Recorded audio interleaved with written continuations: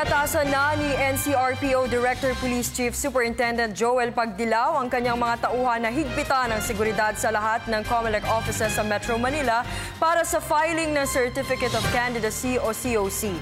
Ayon kay Pagdilaw, hindi lang ang COMELEC Central Office sa Intramuros, Maynila ang kanilang babantayan, kundi pati lahat ng mga city at municipal offices nito. Nakipag-ugnayan na rin sila sa lahat ng local traffic units para sa maayos na pagmamando ng trapiko. Maliban sa seguridad ng mga kandidato, sinabi ni Pagdilaw na kailangan din ng kontrol sa kanilang mga supporter na sasama sa filing ng COC. So every areas kung saan magpupuntaan yung mga possible candidates, meron tayong mga security deployment yung sa traffic management together with the local traffic enforcers, naka-coordinate na rin to para maging maayos yung pag-file ng mga kandidato para sa national and local election.